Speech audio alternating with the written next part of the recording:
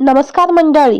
Star प्रवाह वाहिनीवरील लाडकी माझी लेक या मालिकेतून घराघरात जाऊन पोहोचलेली सुप्रसिद्ध अभिनेत्री म्हणजे सायली देवधर. तिने या मालिकेत मीरा हे पात्र साकारले होते. या पात्रामुळे ती प्रेक्षकांच्या मनात अधिराज्य गाजवू लागली.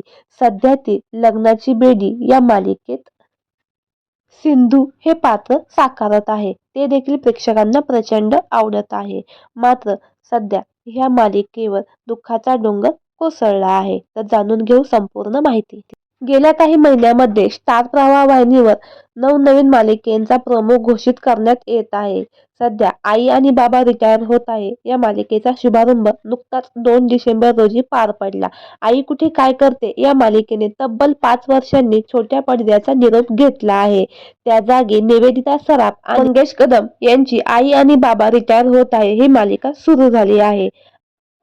आता उत्सुकता आहे मृणाल दुसानीच्या कमबॅकची. जवळपास 4 वर्षांनी मृणाल टेलिव्हिजन विश्वात पुनरागमन करण्यासाठी सज्ज झाली आहे.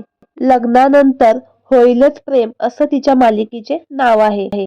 लग्नानंतर होईलच प्रेम या मालिका 7 वाजता संध्याकाळी असणार आहे. त्यामुळे 7 वाजता प्रसारित होणारी साधी माणसं मालिकेचं काय होणार असा प्रश्न अनेकांच्या मनात निर्माण झाला आहे. अखेर त्याचं उत्तर आता समोर आलं आहे. साधी माणसं मालिकेची वेळ आता बदलण्यात आली आहे. ही मालिका आता संध्याकाळी 7 ऐवजी 1 वाजता प्रसारित केली जाणार आहे. त्यामुळे सध्या दुपारी 1 वाजता लग्नाची बेडी ही मालिका सुरू आहे. आता ही मालिका लवकरच प्रेक्षकांचा निरोप घेणार आहे.